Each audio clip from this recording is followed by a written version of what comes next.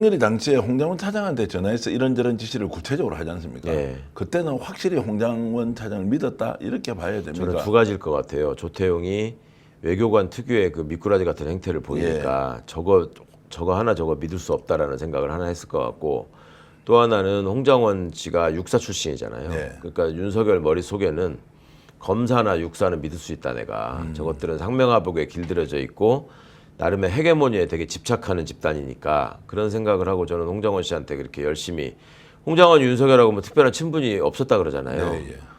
그래서 그러지 않았을까. 혹시 조태용이 윤석열에게 홍장원 시키면 다 합니다. 자기가 하기에는 너무 일이 크고 복잡하고 괴롭고 어렵고 이렇게 생각을 해서 대통령한테 예를 들어 그 당시 윤석열한테 홍장원 시키면 될 겁니다. 홍장원 믿어도 됩니다라고 해서 대통령이 방심하고 전화를 한 거 아니냐. 그거야 알 수 없지만 예. 본인이 어찌 보면 이게 주역이 될 수 있는데 그걸 1차장한테 말씀하라 이렇게는 안 했을 것 같고, 또 만약에 그런 식의 모습을 보였을 때 윤석열이가 그냥 아 그러냐라고 할 사람이 아니라 일단 쌍욕부터 할 텐데 예. 조태용은 그럴 용기는 없는 사람으로 저는 생각이 됩니다만은 조태용의 뭐 인간 그러니까 보통 어떤 좀 이렇게 공직자 유형인지는 얘기 좀 들어보셨습니까? 제가 직접 그분이랑 저 21대 총선에 그분도 비례대표로 나왔었거든요. 예, 예. 저는 그때 열린민주당 비례대표였으니까 예.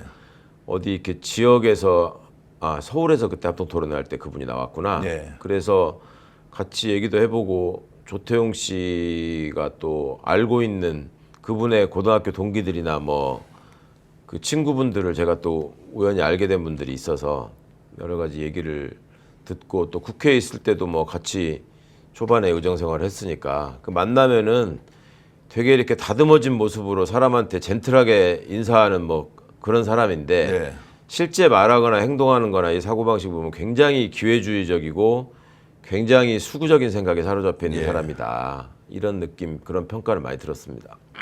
자, 조사받을 때 조태용은 이실직고는 하겠습니까?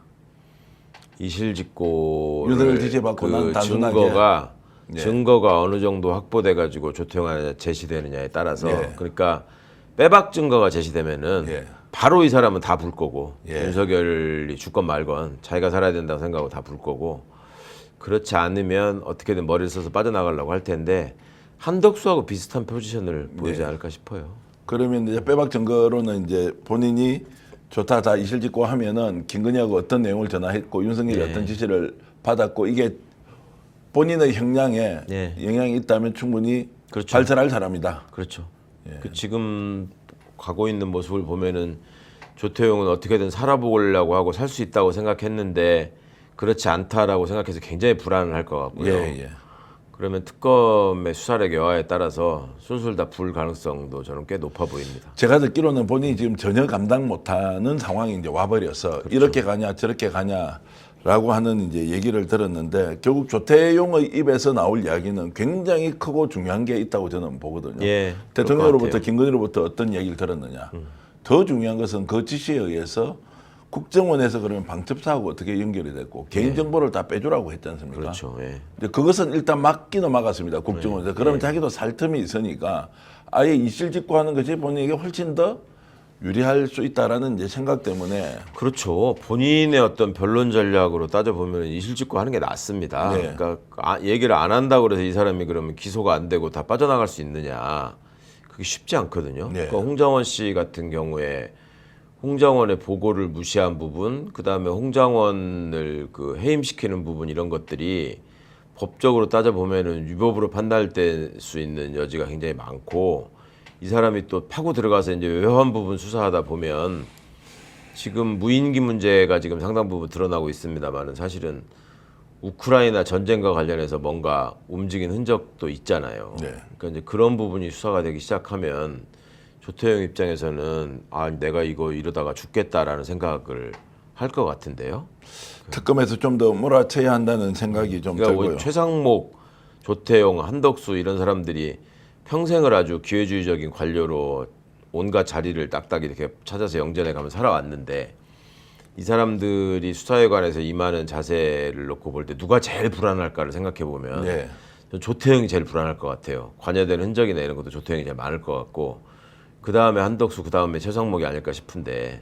그러니까 국회에 나와서 뭐 답변한 거 보면 우리가 보면 뭐 저 사람이 뭐 내란을 주도하고 했겠느냐라고 하는 이미지를 많이 줘놓고 알고 보니까 제일 많이 공모를 했다. 이제 이렇게 딱 추론이 드니까 아, 이 사람의 역할은 반드시 밝혀야 한다는 생각이 들었고 이상민 장관도 이제 조사받으면 이제 언젠가 불기는 불겠습니까? 아니면 이상민은 뭐 고등학교 선후배니까 끝까지 입을 꾹 다물고 그냥 뭐 감옥에 가든 말든 모르겠다. 이상민은 법꾸라지니까 예. 김용현처럼 저렇게 택도 없는 소리 하면서 엉기지는 못할 것 같고요. 예. 자기 처벌을 최소화할 수 있는, 그러니까 어떻게든 이 사람은 이상민이는 무혐의나 무죄보다는 내란 주요 임무 종사자가 안 되기 위해서 애를 쓸 것 같아요. 네. 그게 되는 순간 이제 형량은 아무리 낮아져도 징역 15년 이상은 각오를 해야 되기 때문에 그걸 빠져나가기 위한 노력을 할 것 같아요. 그러면 지금 이제 김주현 수석 뭐 수사 당연히 뭐 받을 거고 영장 청구될 거고 뭐 이완규 마찬가지로 봐야 되지 않겠습니까? 이제 이런 인물들은 실제로 이제 분다 안 분다 이런 건 어떻게 보십니까? 순서가 지금 내란 특검이 보면은 차례차례 이렇게 가고 있는 순서인 것 같은데 저는 내란 특검에 국민적으로 확실하게 박수를 받을 것인가의 관건이 검사 출신들을 어떻게 할 거냐에 달려 있다고 보거든요. 예. 그러니까 김주현이건 이완규건 심우정이 뭐 이진동이 그다음에 그 대검 과학수사부에서 또 그 방첩사하고 연락했던 자들도 있지 않습니까? 그다음에 대검의 그 전산실 또 전산 관련자 담당자들 이런 사람들이 있는데 이거를 조은석 특검이 어찌 보면 다 연이 있고 다 아는 사람이란 말이에요. 이거를 어떻게 세게 치고 들어가서 얼마만큼의 성과를 내느냐가 되게 중요한 부분일 것 같은데 일단 김주현하고 이완규는 그 소위 안가회동 그다음에 그 이후에 있었던 뭐 휴대폰 교체 이런 것들을 통해서 피의자로 입건돼서 엄히 수사 받고 추궁받아야 된다라는 점은 명확히 드러났는데 이것들이 이제 워낙 그 전부터 증거인멸하고 수사 방향에 혼선을 주고 하는 거에 능한 자들이니까 얼만큼의 술수를 가지고 대비할지 저는 지금 그 검찰 부분 검찰 관련된 사람들 얘기가 안 나오고 있는 게 조금 걱정되긴 합니다. 네. 증거인멸은 이게 형량이 별로 안 높은 모양이죠. 증거인멸을 했다고 하는 것도 증거인멸은, 예. 그렇죠. 그게 사람이 그럴 수 있다. 그래서는 안 된다. 뭐 이런 거에 따라서 사실은 죄질이라는 게 그 일종의 법정형이라는 게 정해지는 건데 도덕률을 기준으로 보니까 뭐 그것이 이제 형량에 직접적인 영향이 없으니까 싸게 먹히는 게 차라리 증거인멸이다. 뭐 이렇게 하면서 집단적으로 다 했다고 이제 볼 수 있을 거고. 검찰을 실제로 한 몸이었으니까 봐줄 수도 있다라고 이제 좀 우려의 목소리 하셨는데 조은석 특검 우리가 100% 믿고 잘한다고 이렇게 박수 칠 일도 아니네요.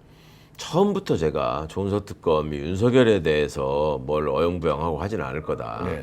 수사력도 있고 개인 감정도 있고 또 언론을 적절하게 활용해가면서 치고 나가는데 아주 검사 시절부터 명수라는 소리를 들었기 때문에 윤석열이 괴로울 것이다라는 말씀은 드렸고